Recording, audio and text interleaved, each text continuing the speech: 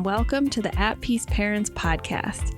I'm Casey, and I'm here to empower you in your decision-making as a parent of a demand-avoidant child. My goal is to share insights that will generate aha moments and support your connection with your child.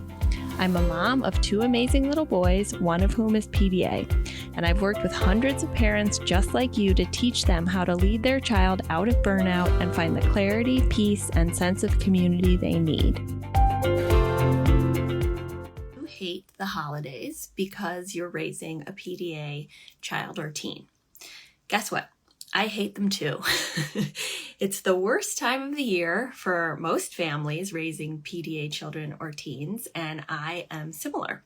So my husband and I actually call the stretch between Halloween, which is coming up next week, and after my PDA son's birthday in January, the Gauntlet in our family, because it's like there's this extra layer and level of escalation, activation, and demands placed on us societally, even if we as parents aren't putting those demands on our children.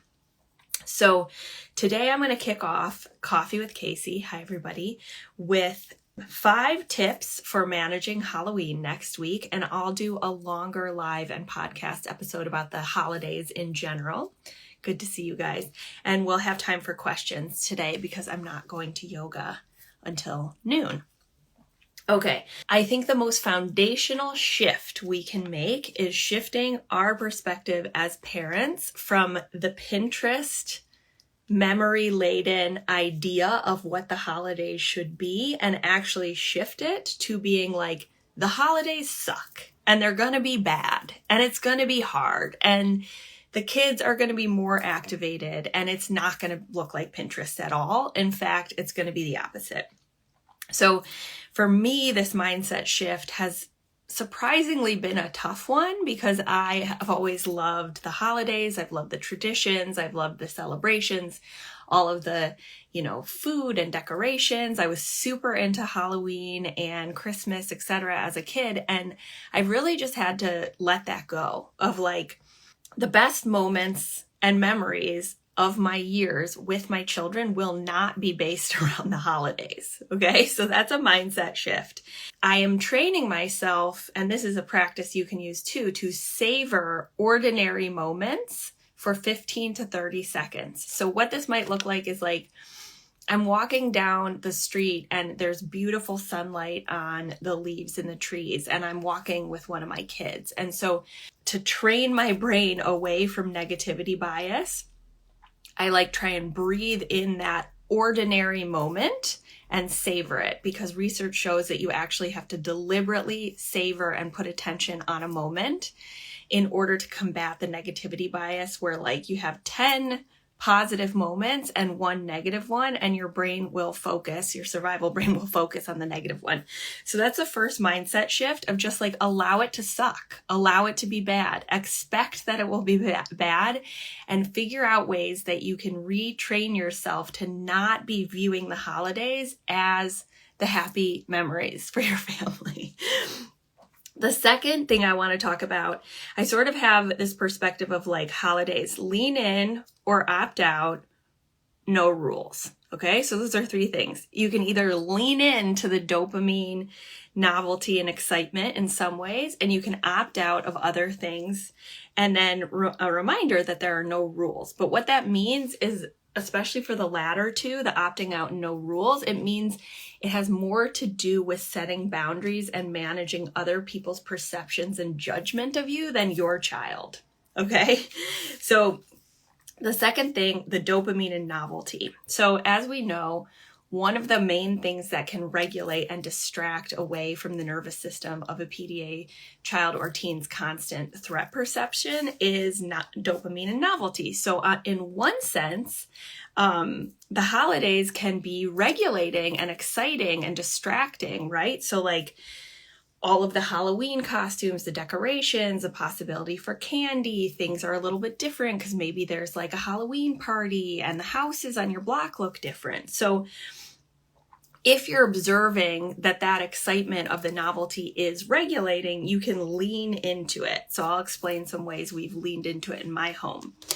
So for example, with pumpkins, like granted, they're very cheap here in Michigan. Like we will get and carve pumpkins every weekend, every month in October, right? Of just like leaning into that novelty and dopamine.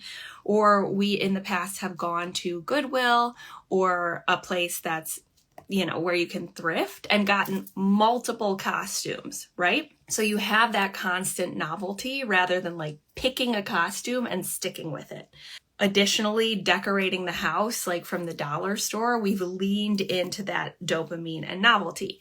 This might not be the case for your child, especially if they're in burnout, in which case, instead of leaning in, we opt out, right? So we can think of that as lowering demands, okay? So what are ways we have lowered demands? In the past, we have opted out of certain holidays entirely.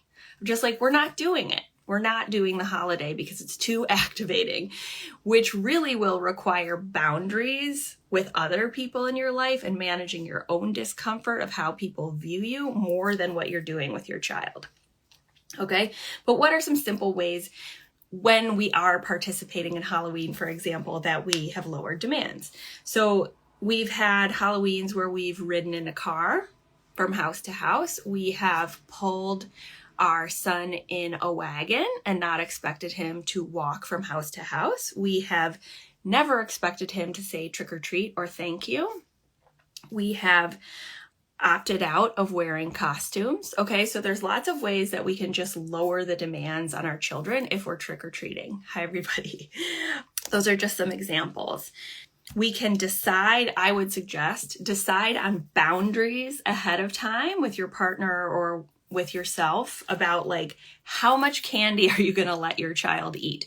Decide it beforehand of like what level is going to feel comfortable for your family. I know some of you have like allergies or other health issues that your children are dealing with. So like my approach to my son is going to be very different, which might mean in my head, I'm like, okay, I'll probably let him eat like 4 to 5 pieces of candy during trick-or-treating, right? The rule is not going to be stated and it's not going to be a rule. It's just what I'm going to do in response when I see him cross that 4 or 5 threshold. Right? And so the difference between rules and boundaries, rules are like you tell the kid, hey, you can only eat 4 pieces of candy when you're trick-or-treating. And it's stated aloud, it's inflexible, you have to reinforce it, and it will activate your child because it will be a perceived loss of autonomy and you above them, which means activation. A boundary you can keep to yourself, it's flexible, and it has to do with what you do in response to the moment, right? So you're not having that pre-activation. It doesn't mean they won't have a meltdown or activation when you do reinforce the boundary, but it will mitigate some of the activation that is particular to PDA neuroception. So things to think about are how much candy and how late they'll stay up. Then I would say 5th, remember the root cause of what's going on, right? So you guys all know like the dopamine search on Amazon where it's like buying new things all the time, right? So there's also the Amazon wait, which is like you order something on Amazon and then they're waiting for it. And then the excitement and the waiting is actually perceived in their limbic system, their survival brain, as a loss of autonomy and like the wait itself being above them. WAIT, wait. And it activates the nervous system. So Halloween and holidays in general are Amazon waits on steroids, right? Like they're just waiting and waiting for this particular moment in time. It's a huge perceived loss of autonomy that's repeated and repeated. There's also all these societal expectations around like saying please and thank you, saying trick or treat, wearing a costume, that even if they're not reinforced by you, they're going to be perceived as a societal expectation where society is above them or not equal to them, which is activating. So what do we know from this? There's a couple ways we can mitigate this weight. We're not going to get rid of it entirely. I've had many families I've worked with who have practiced trick-or-treating, right? We've done this in our home months before Halloween, where it's like we actually get out the Halloween stuff and we just like play Halloween, and we might even use real candy. But other families I know have practiced on their street, where they've even talked to the neighbors about like, hey, my kid is going to be practicing trick or treat. Like, can you help us do this? Right? So this can mitigate the weight activation, but it's not necessarily going to get rid of it. Okay. Then the sixth thing I want to say, and while I'm saying this, feel free to drop in some questions, you guys, because this is an interactive Q&A, Coffee with Casey, but I'm just starting it off with Halloween suggestions because I know that it's on many of your minds. I know that many of you are in other locations besides the US, but I think Halloween has gone global. So the sixth and perhaps most important thing, which ties into the first point I made about managing expectations, is be prepared to de-escalate and diffuse as an accommodation, right? So often we think of accommodations like declarative language or strewing or co-regulation or humor as preemptive or lowering demands, preemptive accommodations to support your child's overall nervous system stress. However, we forget that like part of the nervous system disability is activation, right? It's a nervous system disability or difference. So there will be activation. And what we want to do is be prepared to diffuse and de-escalate. So, I expect meltdowns. So I am preparing my own nervous system for that and remembering that I have the tools to de-escalate. And I have a video on YouTube about how to de-escalate. I have one on TikTok. There's also a video here on Instagram on how to de-escalate. But diffusion is when it's not a full-on meltdown and it looks like bad behavior, like whining, controlling, defiance, opposition. And that's the one that parents have the hardest time with, myself included. Okay, so the types of situations you might have of like, let's say you have a boundary of, 5 pieces of candy and we're only staying out until 9, and it's time to reinforce that boundary of like, okay, I've seen that you've already eaten 5 pieces of candy. I'm going to take the rest of these until tomorrow, right? That's a boundary. That's your response to what you're observing as crossing your predetermined boundary. Before a meltdown, you might see things like, but you said we could have 10 pieces of candy, which is not true, right? Like it's just objectively not true. And your child is equalizing because they're trying to get back to a place of nervous system safety when you're setting the boundary. This is just what the disability is, right? They're going to activate, they're going to equalize. So instead of saying, no, I didn't say that, you can only have 6 or 5 pieces of candy. And then they'll say, no, you promised I would have 10. And what you're thinking in your head is like, they're lying. I need to teach them what I said. I need to show them that I'm the boss. And all of these internal monologues that you have as a parent are totally normal, but based on the logic of a brain that's not PDA.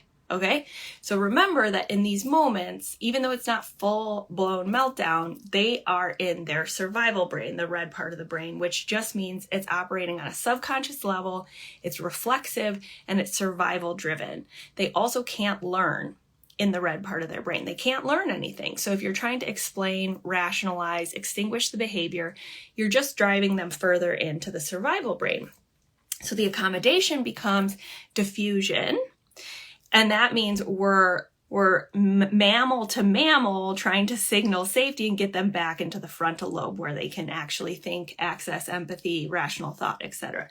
So you might say, what could you say? You could say, yeah, I know it felt like you heard me say 10 candies, or like, yeah, it's really hard. Your body really wants 10 candies, right? So you're validating and diffusing without getting rid of the boundary, right? So the switch here is just not arguing with them, escalating the power struggle, or trying to explain and get upset with them, but rather just see it as nervous system activation. How can I diffuse this moment and get them back into their frontal lobe. And it might result in a meltdown. It might not work, but prior to full-on de-escalation, we can try and diffuse. Or for example, if your child eats that you see them sneak a 6th candy, and then you're like, I saw you just ate a 6th candy, right? And they're like, no, I didn't. And in your head, you're like, they're lying. I have to teach them not to lie, right? That's a behavior. I need to teach them not to have that behavior, because if I don't, they'll end up being someone who lies, and then they'll never have friends or a job and never be independent. My whole life is over. I get it. It's the 0 to 100 thought process. However, we have to stop it and remember, this is just a reflexive behavior because they're perceiving threat, right? They might not even be conscious of the fact that they're doing it. So instead of arguing with them or trying to be like, you aren't telling the truth, we can simply say like, okay, honey, and then keep the boundary set, right? Like you don't have to be right. You can diffuse and keep a boundary. Okay, so this is a big mindset shift. It takes a lot of practice. It's something we work on a lot in the Paradigm Shift program.